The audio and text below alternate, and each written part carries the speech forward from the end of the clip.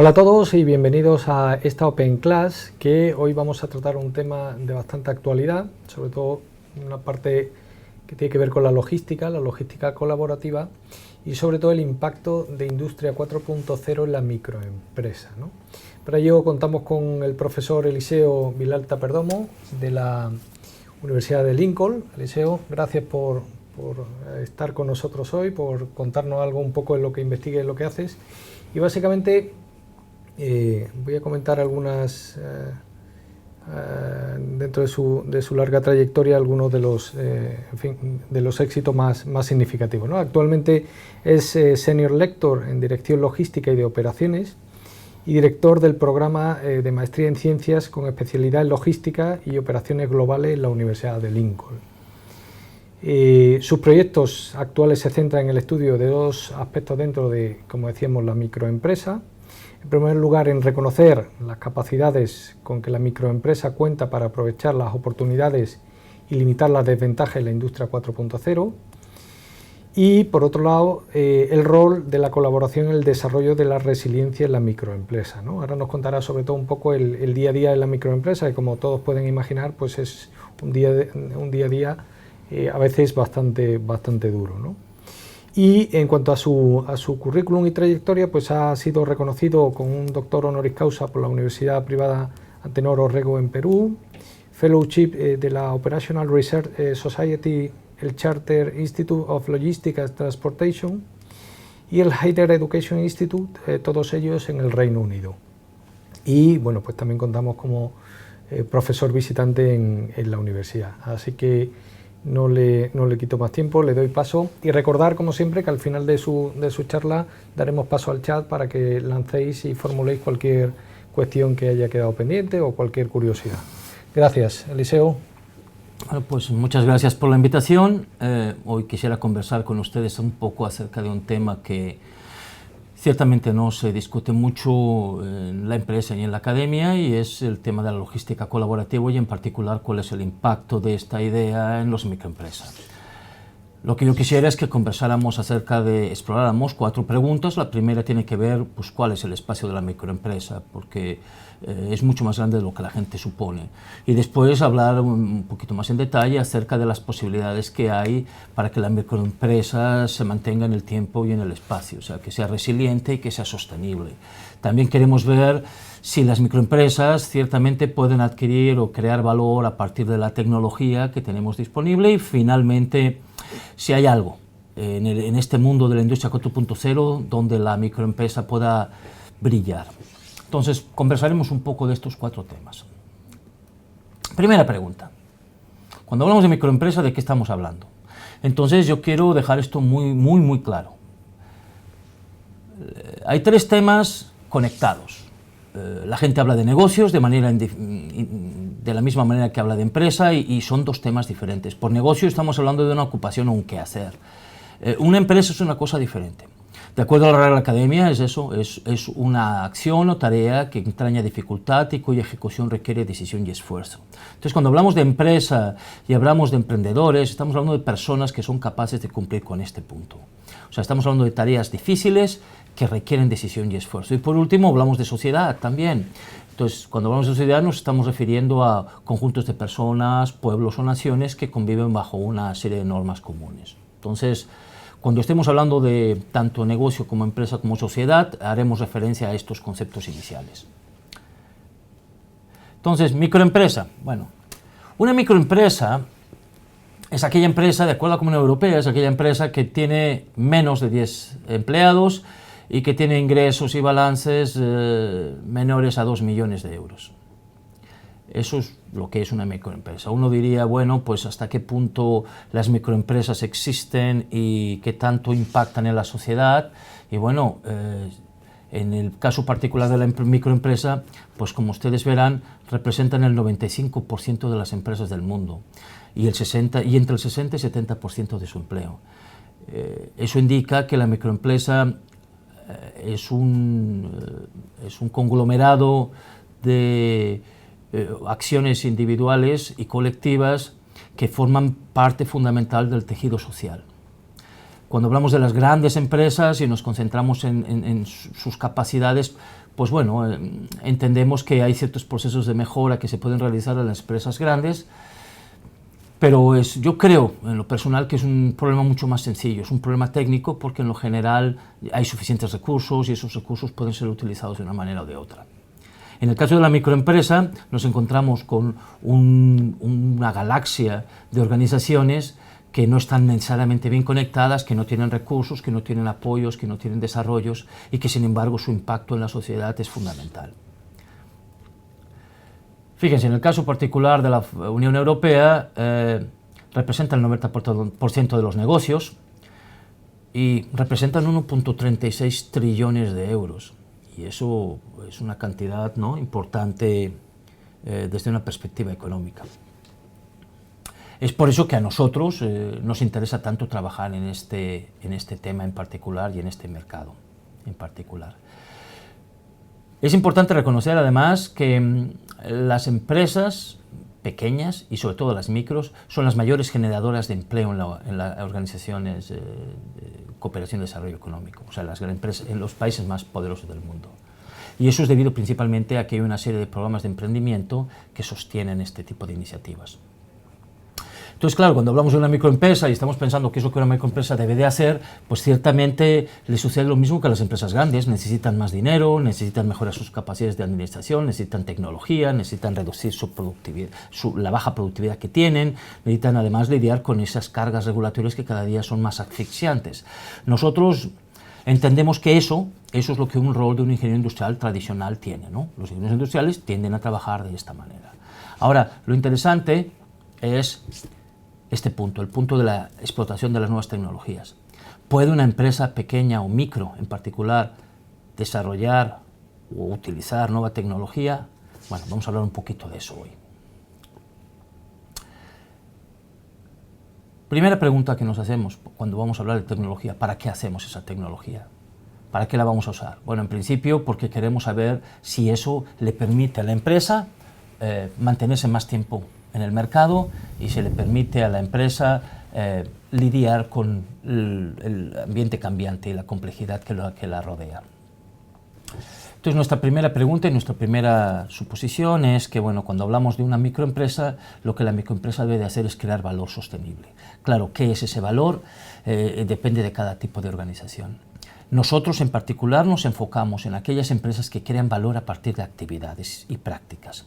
Hay veces que creas valor porque tienes una marca o creas valor porque inviertes el dinero en un fondo de pensiones o en algún lugar. En este caso no. Nosotros hablamos de que nos interesa mucho ver esa creación de valor solo en términos de actividades y prácticas. Y en particular lo que entendemos es que, claro, son algunas actividades y prácticas las que proveen ese valor y no todas. Entonces hay cierta calidad que debe ser reconocida.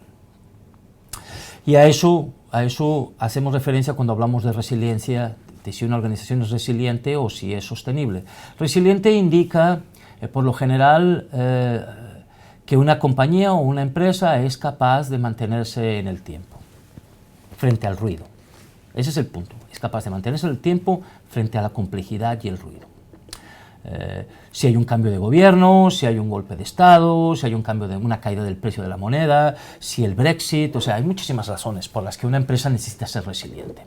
La segunda parte ¿es sostenible o no es sostenible? Y eso es exclusivamente en términos de tiempo. Es muy interesante pensar en sostenibilidad, se ha puesto de moda, lo conversaremos al rato un poquito más a detalle.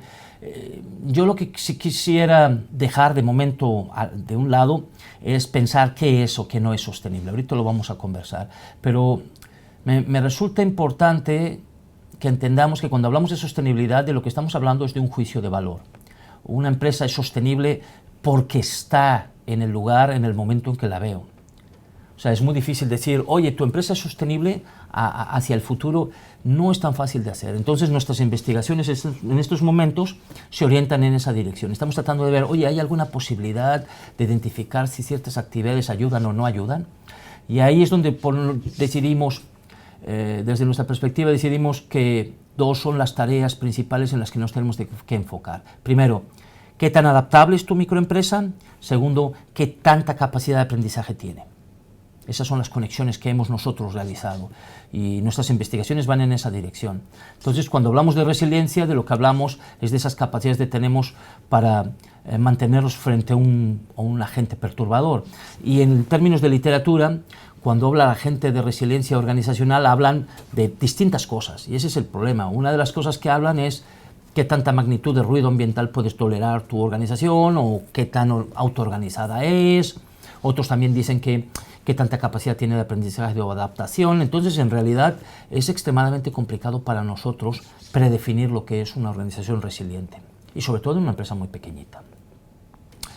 Cuando hablamos de resiliencia, en general, la gente conversa acerca de 4 diferentes dimensiones. Qué tan gobernable es la organización, cómo está en términos de integridad ambiental, cuál es su impacto en términos de bienestar social y, por último, su resiliencia económica. Vamos a entrar un poquito en detalle cuando hablamos de resiliencia económica, porque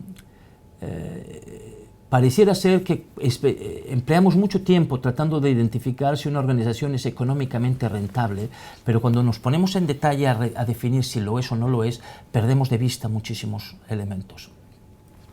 Por ejemplo, si hablamos de una organización agroindustrial, que son de las que más nos interesan a nosotros, cuando hablamos de resiliencia, la misma FAO ha organizado una serie de criterios para establecer su capacidad de resiliencia y las pone en términos de cuatro temas. Los temas son inversión, vulnerabilidad, la calidad del producto e información y cuál es su impacto en la economía local. Y pues hay una serie de elementos que ellos consideran en términos de inversión.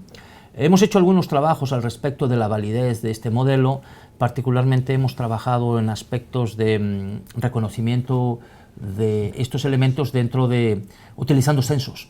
El censo rural, por ejemplo, mexicano. Estamos viendo qué tanto la información que hay en un censo rural es útil o no es útil para identificar la resiliencia del sistema agroindustrial. Y lo que hemos estado encontrando es que la aplicación SAFA, lo que SAFA, este sistema, ofrece, supera grandemente lo que cualquier censo rural presenta.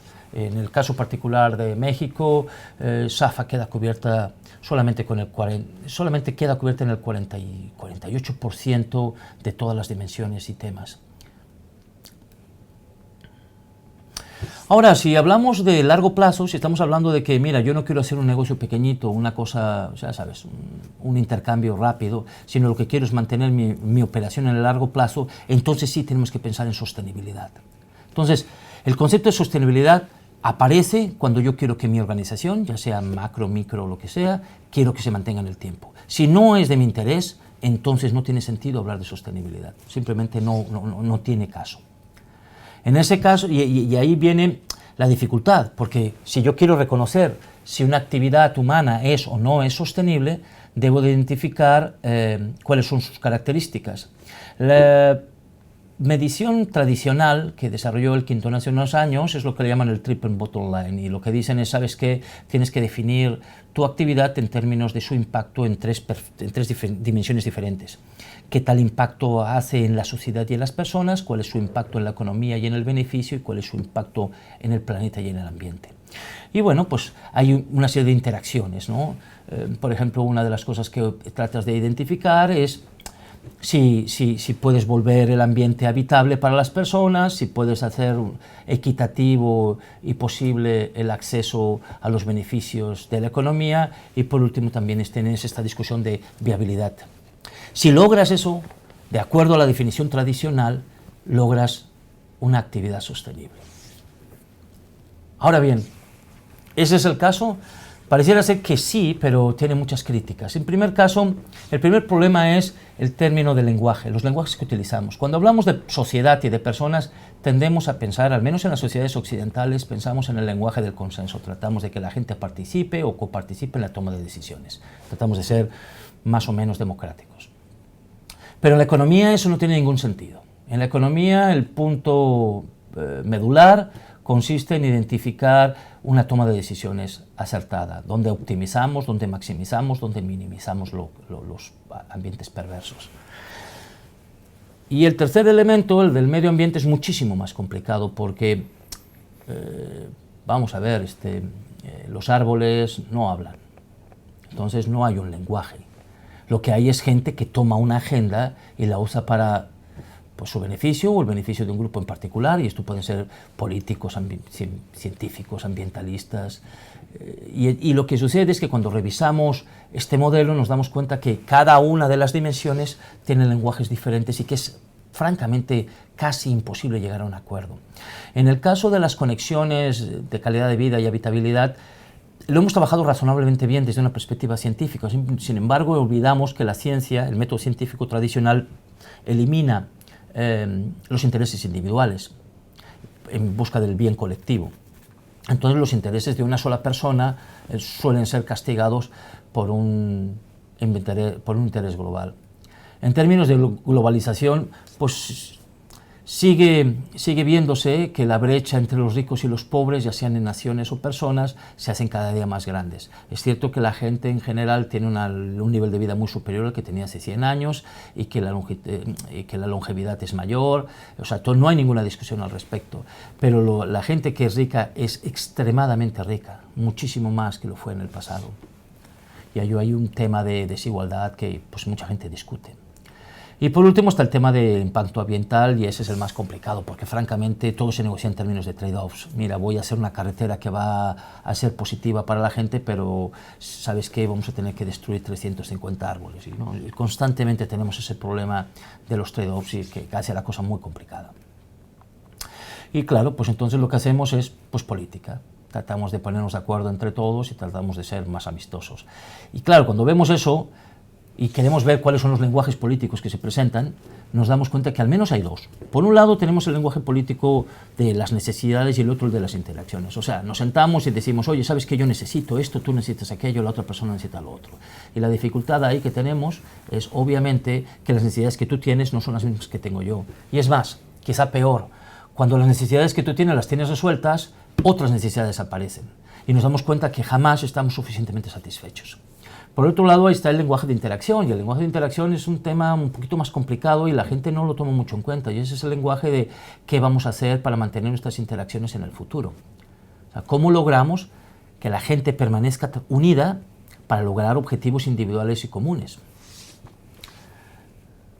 En el lenguaje de las necesidades, por lo general lo que hacemos es identificar una necesidad común, buscamos un consenso sobre esa necesidad, resolvemos esa situación y la gente se ajusta su vida a la solución que tiene enfrente. Entonces, eso se utiliza mucho pues, en servicios públicos, ¿no? Agarro el metro, tomamos una decisión, por aquí vamos a pasar la línea y entonces la gente se ajusta a esa línea de metro y decide utilizarla o no utilizarla en el futuro. Ejemplos de ese tipo, cuando hablas de cadenas de suministros, son como el que se muestra aquí, ¿no? Preparas el área de identificación, analizas cuáles son las oportunidades de uso y por último haces una acción conjunta. Por el otro lado, cuando estás hablando del lenguaje de interacción ya no es un tema de necesidades, es un tema de tratar de identificar qué es lo que la gente tiene en común y dónde pueden ellos mantener sus conexiones en el largo plazo. Entonces buscas otro tipo de tareas, buscas que se creen tareas comunes, buscas que la gente pueda hacer sus acciones individuales y que se refuercen unos a otros. Todos estos modelos que hay ahorita de ecoturismo, modelos de marketing regional, generalmente se basan en esto. Por ejemplo, el caso del queso parmesano. El queso parmesano en general es una marca de origen desarrollada por una cantidad de microempresas que cumplen una serie de regulaciones conjuntas y bueno, entre todos ellos mantienen esa marca y ese beneficio. Entonces el marketing es común, pero la forma de operar de cada quien es un poquito independiente. Claro, ahí hay muchos ejemplos. El que vemos a continuación es uno de ellos. Ostrom ha estado hablando de cuáles son los tipos de regulaciones que podemos utilizar. Utilizamos reglas de posición, reglas de frontera, de selección, dependiendo de lo que estamos tratando de mejorar y mantener. Entonces, lo que Ostrom y otros dicen es enfócate en desarrollar reglas que mantengan a la gente unida. Y eso se ve en muchos lugares, se ve en clubs, se ve en asociaciones, se ven incluso en reglas de pareja, de cómo operar la familia, se ve en muchos lados. Entonces, sí conviene, y obviamente, identificar las necesidades individuales, pero también es importante reconocer cómo logramos mantener el trabajo conjunto. porque lo que una persona hace se puede convertir en un recurso para otra. Y hay muchísimos mecanismos de coordinación que hay en la cadena de suministro, por ejemplo, estamos hablando de abastecimientos, intercambios de información, tomas de decisiones conjuntas, bueno, son muchísimas posibilidades. Entonces, cuando hablamos de lenguajes para necesidades e interacciones, pues bueno, la verdad es que los dos se han utilizado por mucho tiempo. Lo único que sí hay que dejar bien claro es que cuando estamos hablando del lenguaje de interacciones, el método científico suele estar limitado, porque el método científico elimina la opinión y elimina el bias y elimina las preferencias del individuo para lograr un resultado no emocional. Bueno, ¿y esto qué significa en términos de la industria 4.0? Bueno, primero dejar claro que la industria 4.0 considera la introducción de las tecnologías digitales en la industria. Y cuando estamos hablando de eso, fíjense, aquí ustedes van a observar que cuando uno entra en Google Trends y buscas Industria 4.0 o Industry 4.0, dependiendo del lenguaje, en español, en alemán o en inglés, fíjense ustedes que en español hemos ido un poquito atrasados. Ahorita ya estamos casi todos muy conectados y estamos utilizando el concepto, pero venimos un poquito lentos con respecto a los alemanes. Ellos llevan como 4 o 5 años de ventaja sobre nosotros, en el aspecto del desarrollo de la industria 4.0. Entonces, ¿qué tenemos que hacer? Bueno, sucede que la industria 4.0 nació de las grandes empresas, en particular la gran empresa alemana que decidieron integrarse unas a otras. Y claro, cuando tú estás viendo eso en el mercado hispanoamericano, hispanohablante, pues la microempresa rige. Es muchísimo más importante y da un impacto mucho mayor. Entonces, fíjense los colores, ¿no? Hay lugares en el mundo que efectivamente no están dentro de la órbita, no están conversando acerca de eso. En Latinoamérica, lugares particulares es todo lo que es Centroamérica, Bolivia, Venezuela, y bueno, las razones son en general bastante claras. África tiene también sus propias dificultades, y entonces cada quien tiene su planteamiento diferente. El caso de China es interesante porque en China están viendo otras cosas. Ellos están hablando de reactivar la ruta de la seda y traen otro tema. Vale mucho la pena investigar eso que están haciendo, porque es otra aproximación la que ellos hacen. Cuando hablamos de industria 4.0 hablamos de dos cosas. Hablamos de habilitadores tecnológicos y de escenarios de aplicación. Hablamos de todos estos sistemas ciberfísicos, de Internet, de las cosas, de impresión 3D, etcétera, que se puede aplicar al campo, se puede aplicar a las ciudades, se puede aplicar a la navegación de los vehículos, se puede aplicar a cualquier cosa. Y la pregunta entonces es, ¿qué significa? ¿Cuáles son los retos? Bueno, los retos es que en realidad tenemos 3 elementos que hay que considerar. Por un lado, todo lo que tiene que ver con la consistencia de los datos a través del modelo del producto y del ciclo de vida. Tenemos también que hablar de que el mismo concepto del producto tiene que estar desde la máquina hasta en el mercado, la misma conexión, y por último tenemos que hablar que las capas de tecnología de información tienen que estar asociadas. Entonces, ¿de qué sirve una industria 4.0? Bueno, pues inicialmente, hasta el momento hemos estado utilizando Amazon para comprar productos ya hechos, ¿no? Le picamos al clic, ponemos nuestra tarjeta de crédito y en 3 o 4 días nos llega el producto. Entonces, lo que tenemos ahora en este momento es casi diríamos una logística 4.0, ¿no? Está súper conectado y todo funciona muy rápido. Lo que están hablando ahora es cómo nos vamos un paso más atrás y agarramos y conectamos tu pedido directamente a la máquina que lo produce o al sistema que lo va a producir. Entonces, desde el primer proveedor va a mandar el ensamble a quién sabe quién, que lo va a recibir y le va a ajustar otras cosas, y tú vas a acabar recibiendo tu producto. O casos un poquito, yo diría, más interesantes, que es tú compras un producto en particular y lo imprimes en 3D en tu propia casa. Eso parece ser que va a suceder en los próximos años, es lo que se espera, ¿no? Entonces, claro, ¿qué tenemos que hacer? Pues tenemos que invertir muchísimo y tenemos que invertir en datos y poder computacional, tenemos que invertir en analítica, cómo vamos a manejar esa cantidad brutal de datos, porque lo que se está imprimiendo, lo que se está metiendo en datos actualmente diario es una cantidad astronómica. ¿Cómo lo convertimos eso en la realidad desde un mundo ciberfísico? Y por último, ¿cuáles son esas interacciones entre hombre y máquina? ¿Cuál es el impacto? ¿Cuál va a ser el impacto futuro? Porque claro, si si seguimos progresando de esta manera, pues hay siempre el riesgo de que las máquinas se dediquen a hacer el trabajo y nosotros dejemos de trabajar. 4.0, señores, afecta la cadena de valor, afecta todo el ciclo del producto. 4.0 es interconexión, 4.0 es acerca de interfaces, 4.0 es acerca de integración de sistemas. Y claro, eso se tiene que conectar en todas las industrias. Tienes habilitadores tecnológicos, como dijimos hace un momento, tienes que pensar en nuevos modelos de negocio. Ese es el punto donde la microempresa puede tomar poder. No es en el desarrollo necesariamente de la tecnología, porque la tecnología es cara. Puede hacerse algo, pero no es ese necesariamente el punto, sino el uso de esa tecnología de una manera inteligente. Es la creación de nuevos servicios industriales, importantísimo punto. Y por último es todo lo que tiene que ver con formación. ¿Cómo vamos a entrenar a la gente a ser capaz? Bueno, yo no puedo decir mucho. Yo solo recuerdo que cuando yo estaba en la escuela no había celulares. Entonces el mundo era completamente diferente al mundo en el que vivo yo actualmente. Usábamos videos de estos de Betacam, nada sólido. Entonces el mundo ha cambiado completamente y necesitamos que la gente piense de una manera diferente, mucho más avanzada y mucho más integrada que la que tenemos nosotros. Como se darán cuenta, todo esto en el caso particular de España ha sido ya mucho más que masticado. Hay una serie de estrategias que han sido predefinidas, desde el desarrollo de competencias de la industria, a fomentar la colaboración multidisciplinar, a impulsar el desarrollo y demás. O sea, esto está muy definido a nivel de la gran empresa. La pregunta se hace uno es dónde puede la pequeña empresa participar. La primera etapa, el primer paso que tenemos que hacer para lograr que la industria 4.0 pegue en la microempresa es desarrollar sistemas de formación académica y laboral. Eso es algo que no parece que se haya pensado mucho en este momento.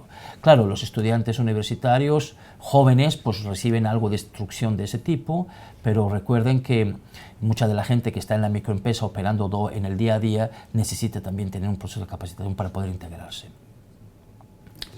Entonces, esto quizá es una de las cosas que yo creo que debemos de reflexionar muy bien. Cuando hablamos de una persona que trabaje en 4.0, de lo que estamos hablando es que tenga conocimientos de tecnología de la información, que sea capaz de entender un poco de analítica de datos, algo de estadística, algo de organización. Eso tiene que.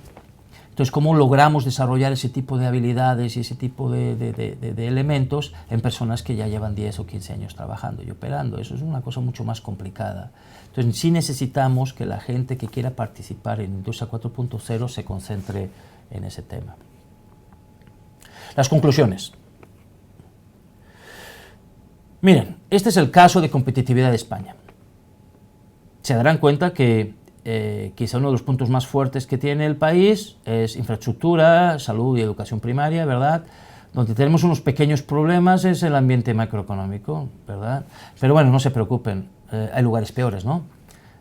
México tiene una situación un poquito más complicada. Aunque su ambiente macroeconómico sea superior, su capacidad tecnológica no lo es y su infraestructura tampoco lo alcanza. Y claro, también podemos pensar en otros países, ¿no? Malasia, ¿no? Malasia está en el lugar 25 y claro, está más parejo, su desarrollo está más parejo, como que todas las dimensiones las tienen consideradas. Y por último también pues vamos a ver cuál es el mejor, ¿verdad? El mejor es Suiza y bueno, sí, claro, Suiza sí se nota que tiene una mejora sustancial en casi todos los aspectos. Aquí ven ustedes en esta tabla las posiciones que España tiene en términos de competitividad. Salud y educación primaria, educación universitaria, todo eso, la verdad es que funciona muy bien. Tamaño de mercado es excelente. ¿Dónde están los problemas? Bueno, los problemas están en las instituciones, en el ambiente macroeconómico, la eficiencia del mercado laboral, etc. Entonces, son áreas en las que tenemos que trabajar porque si no, no se va a lograr mucho. Entonces, si ustedes quieren ser emprendedores, pues bueno, ya tienen que fijarse en el país en el que se encuentran e identificar cuáles son las áreas de competitividad con las que tienen que trabajar. Además, recuerden una cosa, cuando uno está ya trabajando en ambientes 4.0, el mundo es global. Ya no estamos hablando acerca de un lugar muy local, podemos operar en cualquier lugar del mundo. En términos de microempresa, tenemos que pensar en los impactos que este tipo de interconexión nos puede generar, porque son otros tipos de negociación. Yo ya no necesito invertir necesariamente en una serie de máquinas, herramientas, yo ya no necesito hacer eso. Yo lo que puedo es venderles a ustedes el diseño y ustedes lo pueden imprimir en cualquier lado. Son otros servicios los que tengo, puedo trabajar directamente con el cliente, puedo trabajar directamente entre negocios. Las dificultades que tenemos obviamente son de estandarización y todo este tipo de cosas. Y dejar bien claro esto.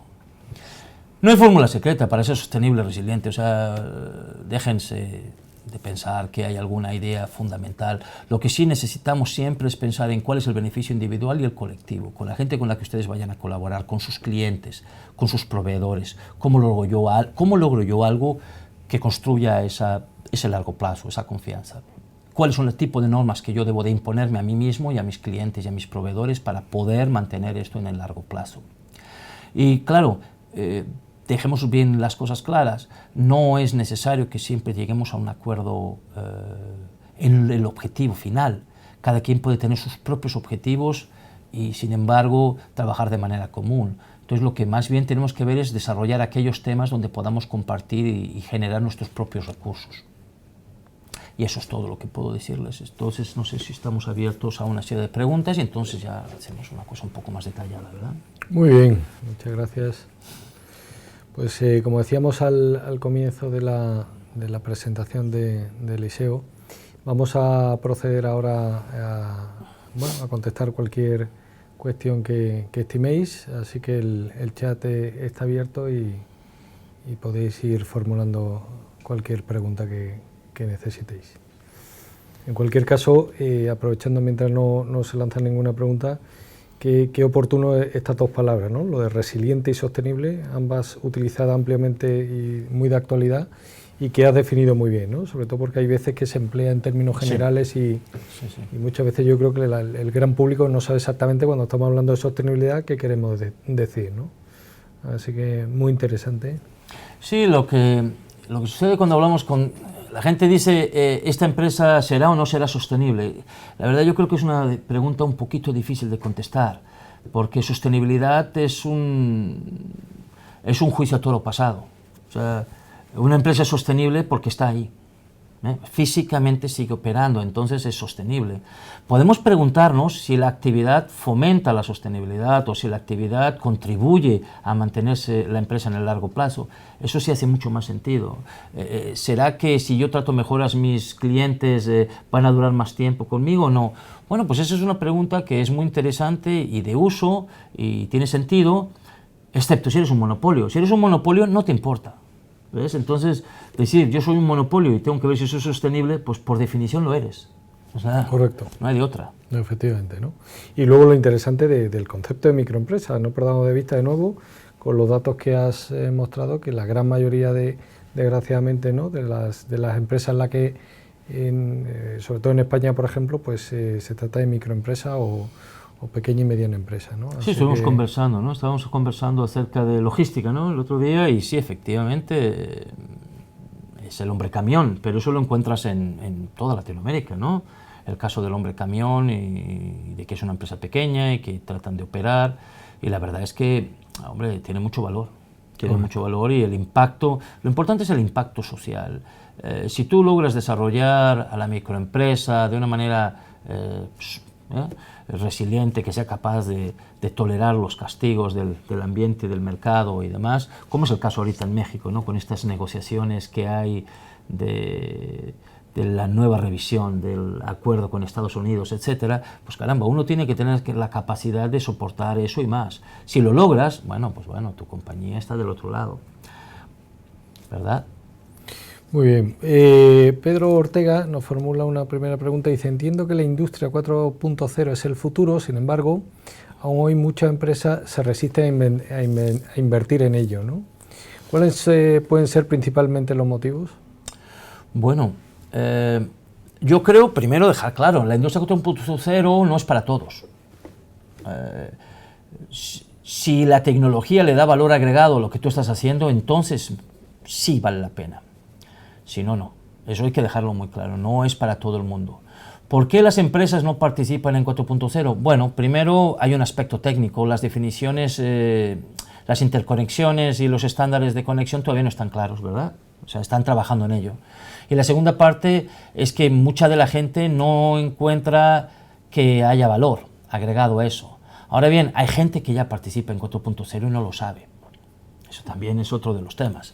O sea, si tú utilizas correos electrónicos y tienes la capacidad de utilizar tus sistemas de información y los conectas con tus proveedores directamente y con tus clientes directamente, ya estás en la industria 4.0 de alguna manera. Si tú, por ejemplo, adquieres algo por Amazon y vas registrando y viendo por dónde va el producto, ya esa es una actividad 4.0. Si adquieres algo y se lo mandas por correo a otra persona, por paquetería, por DHL o UPS, una cosa de esas, ya estás haciendo logística 4.0. O sea, que estamos haciendo todos un poquito de 4.0, lo estamos haciendo. La pregunta es si lo hacemos consciente y hasta dónde queremos invertir. ¿Por qué hay gente que no invierte? Pues porque en estos momentos no encuentra cuál es el valor agregado de hacerlo. Y lo entiendo. Además, como repito, la parte técnica tampoco está perfectamente solucionada. Pero bueno, me acuerdo que hace, ¿qué será?, 20 años, 25 años, me preguntaron una vez si valía o no vale la pena hacer las páginas de internet para una empresa. Y la respuesta que di entonces y que vuelvo a dar ahora es que la página de internet no te va a dar mucho, pero si no la tienes vas a perder mucho, es la diferencia, ¿no? Ahora el problema que tienes con las páginas de internet es el mismo que tienes con el teléfono. Hay muchas páginas de internet en el mundo, ¿y cómo las encuentras? Igual pasa con el teléfono, ¿cómo encuentran el teléfono tuyo de tu empresa? Pues es muy complicado, ¿verdad? Entonces, hay que pensar un poco eso, cómo hacerlo, sí. Bueno, John Sepúlveda nos comenta, buenas tardes, los clústeres logísticos, ¿cómo estarían en la logística colaborativa? Bueno, el tema de clústeres ha sido desarrollado porque lo que generalmente haces es anclas una o dos empresas grandes y después conectas los tiers 1, 2, 3, ya saben, todos esos tiers de proveedores y los pones cerca, entrenas a todo el mundo y claro, tiene un beneficio. Porque bueno, los movimientos de materiales y tiempos y la sincronización es mucho mejor.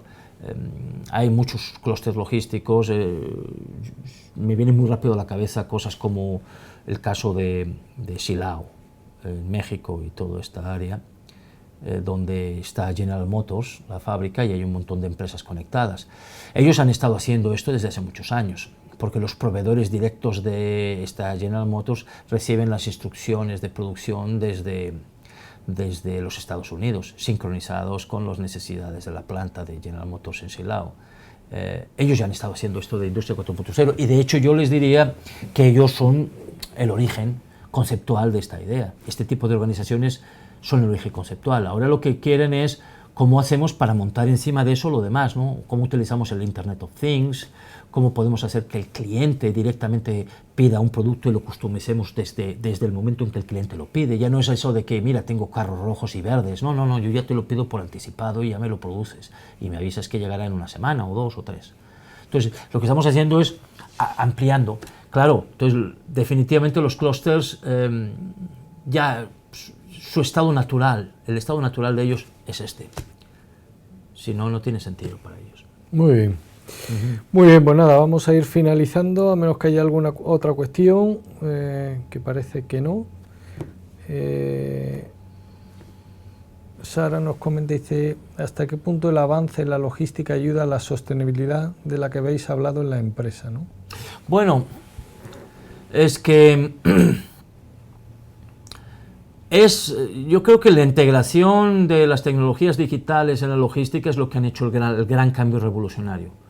En el pasado, las concentraciones, el esfuerzo logístico estaba en el productor, o sea, en el operador, y en cómo lograba el operador reducir costos, cómo lograba el operador reducir tiempos, cómo lograba el operador reducir recursos humanos. Y eso llega a un momento en el que ya no puedes hacer mucho más, o sea, ya lo que te da el sistema es lo que te da. Cuando logras hacer ya las interconexiones, el tema puede ser diferente, porque ahora ya puedo yo tener 2 o 3 operadores logísticos conectados y asociados, aunque sean competencia, lo que se llama cooperación, competencia, ¿no? Co-petition, le dicen los ingleses, co-petition, o sea, donde cooperas con tu competencia y de pronto, bueno, pues en lugar de mandar tu camión a la mitad y el otro mandar su camión a la mitad, pues mandamos un camión completo, hoy te toca a ti, mañana me toca a mí, y hacemos un poquito de beneficio para todos.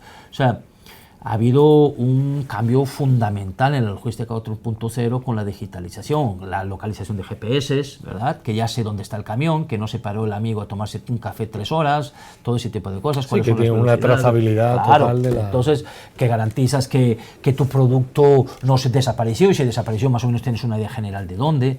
Entonces, eso ha hecho un cambio fundamental en la operación y en la optimización de los recursos. Entonces, efectivamente, como dice Sara, bueno, la logística 4.0, bueno, pues es un punto clave para que esto opere. Muy bien.